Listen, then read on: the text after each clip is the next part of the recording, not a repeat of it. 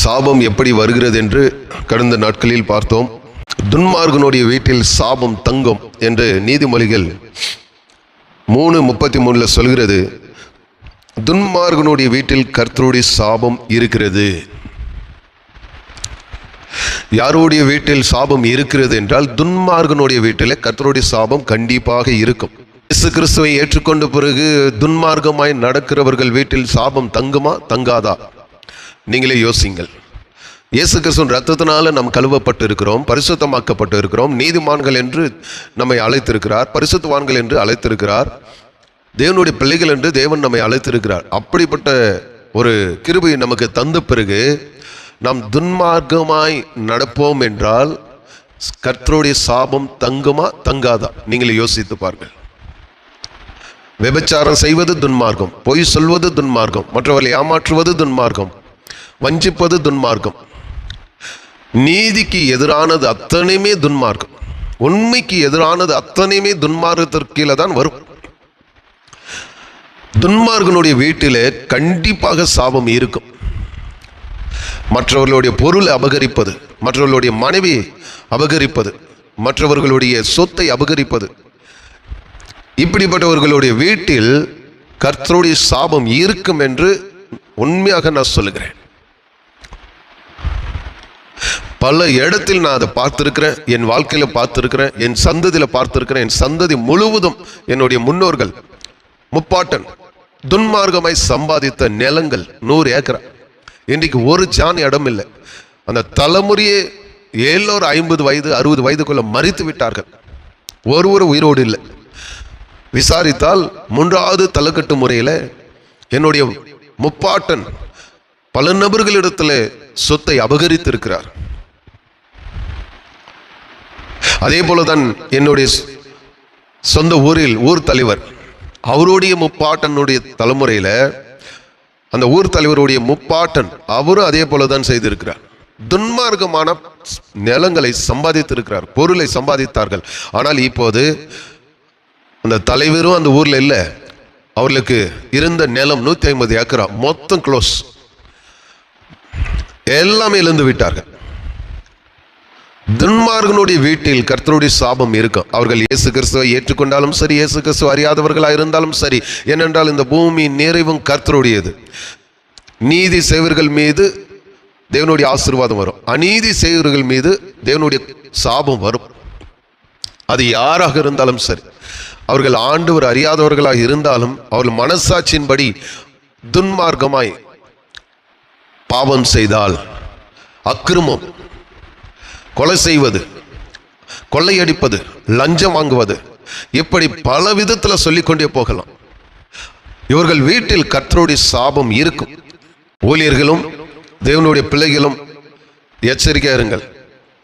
பொய் சொல்வது, ஏமாற்றுவது, வஞ்சிப்பது, விபச்சாரம் செய்வது, மற்றவர்களுடைய பொருளை திருடுவது, இச்சிப்பது, இதெல்லாம் எதை குறிக்கிறது என்றால் துன்மார்க்கம், அநீதி. இப்படி செய்கிறவர்கள் வீட்டில் கர்த்தருடைய சாபம் இருக்கும் என்று நீதிமொழிகள் 3:33 சொல்கிறது. இன்னைக்கு அநேகர் சாபம் இல்லை சாபம் இல்லை என்கிறார்கள். இயேசு கிறிஸ்துவை ஏற்றுக்கொண்டவர்களுக்கு சாபம் இல்லை. ஆனால் ஏற்றுக்கொண்ட பிறகு துன்மார்க்கமாய் பாவம் செய்கிறவர்களாக இருந்தால் சாபம் வருமா வராதா? நீங்களே முடிவு செய்து கொள்ளுங்கள். பல குடும்பங்களை நான் சந்திக்கிறேன் இந்தியா முழுவதும். பல நபர்கள் சாபத்தின் கீழே இருக்கிறார்கள். ஏன்? இயேசு கிறிஸ்துவை ஏற்றுக்கொண்ட பிறகும் கொலை செய்கிறார்கள், திருடுகிறார்கள், பொய் சொல்லுகிறார்கள், ஏமாற்றுகிறார்கள், வஞ்சிக்கிறார்கள். சண்டை, கோபம், கசப்பு, இது எல்லாமே எதை குறிக்கிறது? துன்மார்க்கத்தை குறிக்கிறது. துன்மார்க்கம் தான் அப்படி செய்வான். நீதிமான் ஒருபோதும் யாரையும் ஒருவரையும் ஏமாற்ற மாட்டான், சொத்தை அபகரிக்க மாட்டான். நீதிமான் எப்படி இருப்பான் என்றால் தேவன் எதை விரும்புகிறாரோ அதை தான் செய்வான் நீதிமான். துன்மார்கன் அப்படி கிடையாது. தேவனுக்கு எதிராக செயல்படுவான். தேவனுடைய வார்த்தைக்கு எதிராக செயல்படுகிற அத்தனை பேருமே துன்மார்கர்கள். துன்மார்கனுடைய வீட்டிலே கர்த்தருடைய சாபம் தங்கும், இருக்கும். இன்றைக்கு அவர்கள் நன்றாக இருக்கலாம், ஆனால் அவர்களுடைய தலைமுறை மிகவும் பாதிக்கப்படும். உண்மை இல்லை பூமியில, உண்மை இல்லாத இடத்தில் சாபம் தங்கும். சத்தியம் இல்லாத இடத்தில் சாபம் தங்கும். அநீதி இருக்கிற இடத்துல சாபம் இருக்கும். பொய் இருக்கிற இடத்துல கர்த்தருடைய சாபம் இருக்கும். விபச்சாரம், வேசித்தனம் செய்கிறவர்கள் மீது சாபம் இருக்கும். அதெல்லாம் யாரை குறிக்கிறது? துன்மார்கனை குறிக்கிறது. துன்மார்கன் யார்? சாத்தான் தான். அவன்தான் தேவனுக்கு எதிராக செயல்படுகிறவன், பாவம் செய்ய வைக்கிறவன். இயேசு கிறிஸ்துவினுடைய உபதேசத்துக்கு எதிராக போதிக்கிறவர்கள் அத்தனை பேருமே சாபத்திற்கு கீழ் இருக்கிறார்கள், மரணத்துக்கு கீழ் இருக்கிறார்கள். இயேசு கிறிஸ்துவினுடைய உபதேசம் என்ன? 5ஆம் அதிகாரம் 44. நான் உங்களுக்கு சொல்கிறேன், உங்கள் சத்துருக்களை சிநேகிங்கள், உங்களை சபிக்கிறவர்களை ஆசீர்வாதிங்கள், உங்களை பகைக்கிறவர்களுக்கு நன்மை செய்யுங்கள், உங்களை நிந்திக்கிறவர்களுக்காகவும் உங்களை துன்பப்படுத்துகிறவர்களுக்காக ஜெபம் பண்ணுங்கள். இதுதான் கிறிஸ்துவனுடைய உபதேசம். இந்த உபதேசத்துக்கு எதிராக செயல்படுகிற யாராக இருந்தாலும் சரி, எப்பேற்பட்ட ஊழியராக இருந்தாலும், அவர் பெரிய ஊழியராக இருந்தாலும் சரி, அவர் மீது கர்த்தருடைய சாபம் இருக்கும். கிறிஸ்துவனுடைய உபதேசம் இதுதான். நான் உங்களுக்கு சொல்கிறேன், உங்கள் சத்துருக்களை சிநேகிங்கள். இது கிறிஸ்துவுக்குள்ள இருக்கப்போ இல்லை, 90% இல்லை. உன்னை சபிக்கிறவர்களை ஆசீர்வாதிங்கள் என்று சொல்லியிருக்கிறார். இது இருக்கா? 90% கிடையாது. அடுத்தது 3வது, உன்னை பகைக்கிறவர்களுக்கு நன்மை செய்யுங்கள். அது செய்கிறோமா? இல்லை. 3வது, உன்னை நிந்திக்கிறவர்களுக்காகவும் உன்னை துன்படுத்துகிறவர்களுக்காகவும் ஜெபம் பண்ணுங்கள். அது செய்கிறோமா? இல்லை. அவர்கள் சபித்தால் நீங்களும் சபிக்கிறீர்கள், அவர்கள் நிந்தித்தால் நீங்களும் நிந்திக்கிறீர்கள். இது கிறிஸ்துவனுடைய உபதேசம் கிடையாது. கிறிஸ்துவனுடைய உபதேசம் உன் சத்துருக்களை சிநேகிக்கணும். அது எப்பேற்பட்ட மனுஷனாக இருந்தாலும் சரி, துன்மார்கனாக இருந்தாலும் சரி, அவனை சிநேகிக்கணும். இது கிறிஸ்தவர்களுக்கு தான் இந்த செய்தி. உங்கள் சத்துருக்களை நீங்கள் சிநேகிக்காமல், உங்களை சபிக்கிறவர்களை நீங்கள் ஆசீர்வாதிக்காமல், உங்களை பகைக்கிறவர்களுக்கு நன்மை செய்யாமல், உங்களை நிந்திக்கிறவர்களுக்கும் உங்களை துன்பப்படுத்துகிறவர்களுக்கும் நீங்கள் ஜெபிக்காமல் வேற விதமாக நீங்கள் ஜெபிப்பீர்கள் என்றாலும், போதிப்பீர் என்றால், நிச்சயமாக கர்த்தருடைய சாபம் உங்கள் மீது தங்கும். பவுல் எடுத்துக்காட்டு அல்ல, பேதுரு எடுத்துக்காட்டு அல்ல, இயேசு கிறிஸ்து தான் நமக்கு எடுத்துக்காட்டு. யோவான் ஐயா சொல்கிறார் பாரு, 2ஆம் அதிகாரம், அவர் நடந்தபடியே நீங்களும் நடக்கணும். கிறிஸ்து தன்னை தாழ்த்தினார், மரண பரியந்தம் தன்னை தாழ்த்தினார், சீசர்களுடைய பாதங்களை கழுவினார். நான் தேவகுமாரன் என்று அவர் பிரபலம் படுத்திக் கொள்ளவில்லை, தன்னை காண்பித்துக் கொள்ளவில்லை, வெளிப்படுத்திக் கொள்ளவில்லை. அவர் பிதாவினுடைய சித்தத்தை மாத்திரம் செய்தார். இயேசு கிறிஸ்து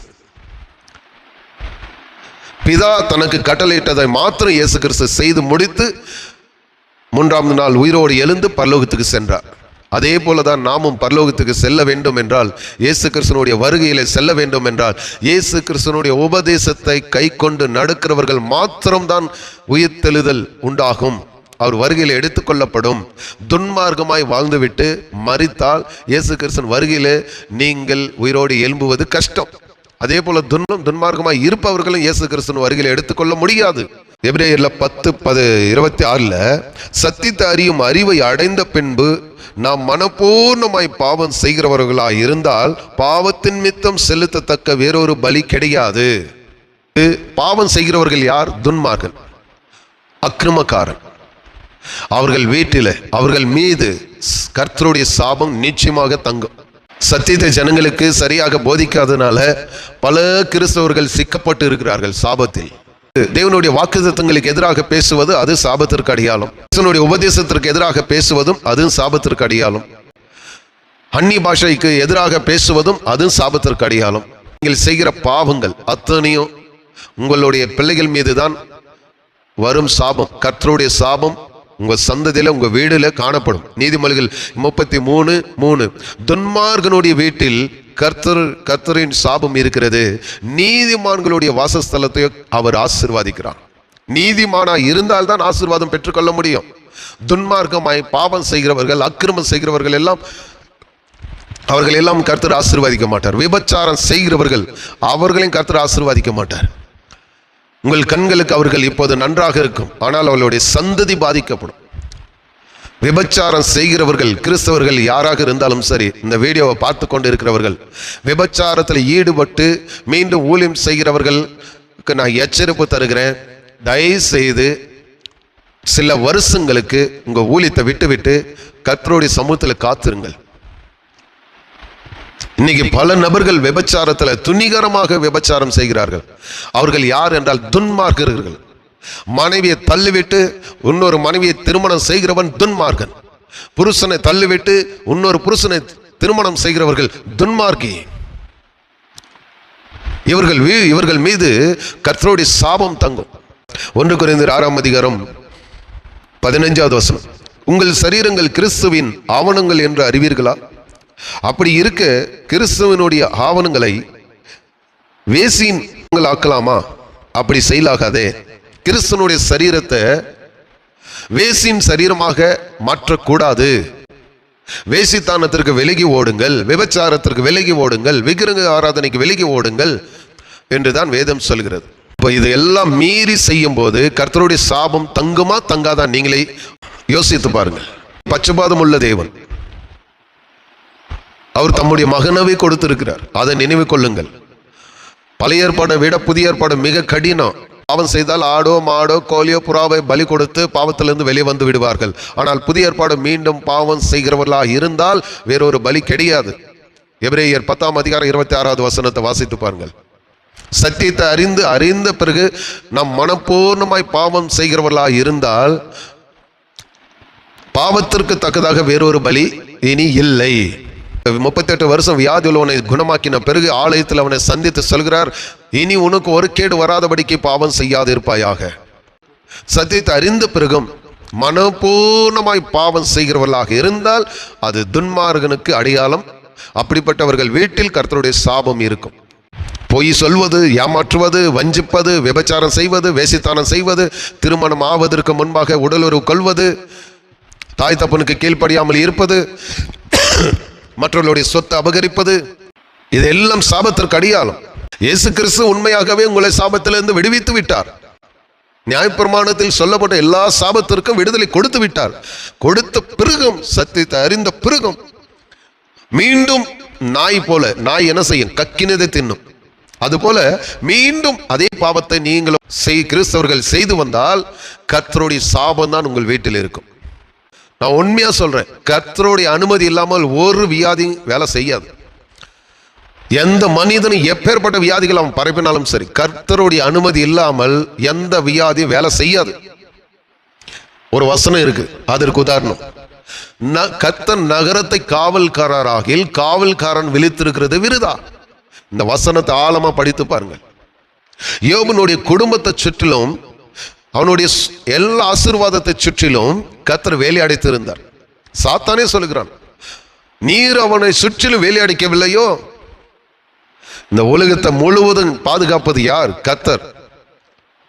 கர்த்தருடைய அனுமதி இல்லாமல் ஒரு இலையும் அசையாது, ஒரு வியாதி இந்த பூமியில வராது. கர்த்தர் அனுமதித்தால் மாத்திரம்தான்.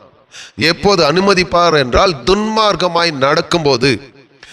ஒரு தேசம் எனக்கு விரோதமாக பாவம் செய்து கொண்டு இருந்தால் அதில் உள்ள அப்பம் என்ற ஆதரவு கோலை நான் முறிப்பேன் என்று சொல்லியிருக்கார். எசேக்கியேல் 14ஆம் அதிகாரத்தை படித்து பாருங்கள். கிருபை கிருபை கிருபை, கிருபையினால் ரட்சிக்கப்பட்டு விட்டீர்கள், சத்தியத்தை அறிந்து விட்டீர்கள். சத்தியத்தை அறிந்த பிறகு மீண்டும் பாவம் செய்கிறவர்களாக இருந்தால் கர்த்தர் பார்த்துட்டு சும்மா இருப்பாரா? கர்த்தருடைய நாமம் தூசிக்கப்படுவதில்லை உங்கள் மூலமாக. விபச்சாரம் செய்யும் போது கர்த்தருடைய நாமம் தூசிக்கப்படுவதில்லை. வேசித்தானம் செய்யும் போது கர்த்தருடைய நாமம் தூசிக்கப்படுவதில்லை.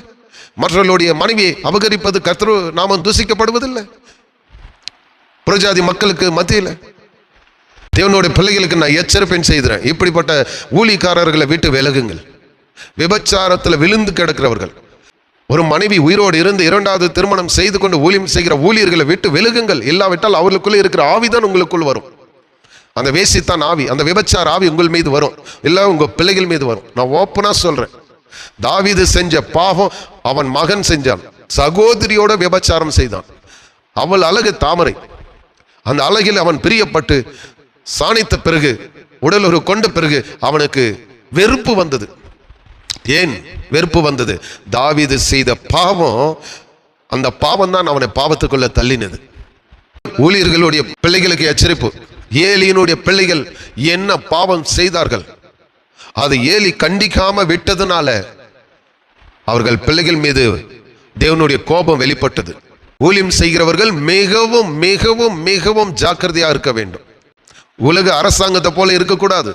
ரோமர் நிருபத்தில் அப்போஸ்தலனாகிய பவுலே சொல்லி இருக்கிறார், அவர் நன்மை செய்கிறவர்களுக்கு அல்ல, அவர்கள் துர்க்கிரிகளுக்கே பயங்கரமாக இருக்கிறார்கள். அவ்வளவுதான். ஒரு சபை நீதியிலும் பரிசுத்தத்திலும் தேவனுடைய அன்பிலும் விசுவாசத்திலும் வல்லமையிலும் பரிசுத்த ஆவியிலும் நிரப்பப்பட்டு இருந்தால் அந்த பட்டணத்தில் அதே அபிஷேகம், அதே பரிசுத்தம், அதே நீதி எல்லாம் அந்த சபையிலிருந்து புறப்பட்டு போகும். ஜனங்களுக்குள்ளே மாற்றங்கள் வரும். அப்பொழுதுதான் சபை கூட நடத்துகிறவர்கள் அந்த பட்டணத்திற்கு ஆசீர்வாதமாக இருக்கணும். நீங்க இருக்கிற பட்டணத்துக்கு சபை ஆசீர்வாதமாக இல்லாவிட்டால் அங்கேயும் சாபம் இருக்கும். ஒரு கிராமத்தில் நீங்கள் சபை நடத்துகிறவர்களா இருந்து சாட்சி இல்லாமல் போனால் அந்த சபையின் மீது தேவனுடைய சாபம் வரும். சும்மா இல்லைங்க ஊழியம். ஊழியம் என்பது அநேகர் விளையாட்டாக எடுக்கிறார்கள். யாக்கோபு சொல்லுகிறார், உங்களில் போதுகிற ஆகாதிருங்கள் என்று சொல்லியிருக்கிறார். அநேக வாலிபர்கள் துணிகரமாக ஊழியத்துக்கு வந்திருக்கிறார்கள். தேவனுடைய அழைப்பு இல்லாம ஏதோ ஒரு செமினாருக்கு சென்று வந்த உடனே தங்களை அப்போஸ்தலர்கள், தீர்க்கதரிசிகள், நான் பாஸ்டர், நான் இவாஞ்சலிஸ்ட், நான் மெய்ப்பர், நான் இது அது என்று உடனே இமோஷனல். தயவு செய்து உங்களுக்கு சொல்றேன், உங்களுக்கு உண்மையாக அழைப்பு இருந்தால் கர்த்தர் முதலாவது உங்களோடு பேசுவார், இரண்டாவது தான் ஊழியரோடு பேசுவார். இப்போ ஊழியத்தின் அழைப்பு இருந்தால் கர்த்தர் முதலாவது உங்களிடத்தில் பேசுவார், இரண்டாவது தான் ஊழியர் மூலமாக பேசுவார். கர்த்தர் அழைக்கணும். எல்லா காரியத்துக்குமே கர்த்தர் தான். கிறிஸ்தவர்களுக்கு நான் சொல்கிறேன், எந்த காரியத்தை நீங்கள் செய்தாலும் கர்த்தரை கேட்டுதான் செய்யணும். கர்த்தருடைய வார்த்தையின்படி தான் நடக்கணும். கர்த்தர் சொன்னபடி தான் நாம் செய்யணும். அதற்காக தான் நம்மை அழைத்திருக்கிறார். நம் மாம்சத்தின்படி நடக்கக்கூடாது. நம் தேவனுடைய சித்தத்தின்படி செய்ய வேண்டும், நடக்க வேண்டும். அப்படிப்பட்டவர்கள் வீடுகள் மீது தான் கர்த்தருடைய ஆசீர்வாதம் இருக்கும். தேவனுடைய சித்தத்தை செய்யாத யாராக இருந்தாலும் சரி, அவர்கள் மீது கர்த்தருடைய சாபம் தங்கும். சாபம் இல்லை, சாபம் இல்லை, வஞ்சிக்கிறார்கள். புதிய உடன்படிக்கையின் பேர்ல சொல்லி ஏமாற்றி கொண்டு இருக்கிறார்கள். உங்களை வறுமையில் இருப்பதே சாபத்திற்கு அடையாளம், தரித்திரத்தில் இருப்பதே சாபத்திற்கு அடையாளம், பற்றாக்குறை இருப்பதே சாபத்திற்கு அடையாளம், பலவீன வியாதியில இருப்பதே சாபத்திற்கு அடையாளம், சண்டை, குழப்பங்கள், பிரிவினங்கள் இது இருப்பதே சாபத்திற்கு அடையாளம். அந்த சாபம் எங்கிருந்து வந்தது அதை கண்டுபிடிக்க வேண்டும். அதை கண்டுபிடித்து தேவனிடத்தில் அறிக்கை செய்யும் போதுதான் நீங்கள் விடுதலை பெற்றுக்கொள்ள முடியும். இல்லாவிட்டால் பெற்றுக்கொள்ள முடியாது. அறிக்கை செய்ய வேண்டும், ஒப்புக்கொள்ள வேண்டும், பாவத்தை ஒப்புக்கொள்ள வேண்டும். நான் இந்த மனிதனுக்கு எதிராக பாவம் செய்தேன் ஆண்டவரே, நான் ஒப்புக்கொள்கிறேன் என்று ஒப்புக்கொள்ள வேண்டும். தாவீதின் மீது சவுல் எரிச்சலை கொண்டார். கொலை செய்ய வேண்டும் என்று சவுல் தேடுகிறார் தாவீதை. ஆனால் அவர் குடும்பம் வர வர வர வர வர பலவீனப்பட்டு போனது. ஆனால் தாவீது அவரை கொலை செய்யும்படி தேரவில்லை. 2 முறை வாய்ப்பு கிடைத்தது சவுலை கொல்வதற்கு. அப்போது கூட அவர் தொடவில்லை. ஏனென்றால் இவர் தேவனால் அபிஷேகம் பெற்ற மனுஷன், இவர் மீது நான் கை போடுவது எப்படி என்று புத்தியோடு அறிவோடு அவர் செய்தார். அதை கண்டு தேவன் அவரை வர வர விரித்து அடைந்து செய்தார். நமக்கு எதிராக செயல்படுகிறவர்கள், நம்மை தூசிக்கிறவர்கள், நிந்திக்கிறவர்கள், சபிக்கிறவர்கள் அத்தனை பேருமே மன்னிக்கணும், ஆசீர்வாதிக்கணும், அவளுக்கு ஜெபிக்கணும். இதுதான் கிறிஸ்துவனுடைய உபதேசம். இதற்கு மீறி வேற உபதேசத்தை வேற விதமாக நீங்கள் செயல்படுவீர்கள் என்றால், சத்துருக்களை சிநேகிக்காமல், சபிக்கிறவர்களை ஆசீர்வாதிக்காமல், உங்களை பகைக்கிறவர்களுக்கு நன்மை செய்யாமல், உங்களை நிந்திக்கிறவர்களுக்கும் துன்பப்படுத்துகிறவர்களுக்கும் நீங்கள் ஜெபிக்காமல் வேறு விதமாக நீங்கள் செயல்படுவீர்கள் என்றால் கர்த்தருடைய சாபம் உங்கள் மீது தங்கும். துன்மார்கன் தான் யாரையும் மன்னிக்க மாட்டான்.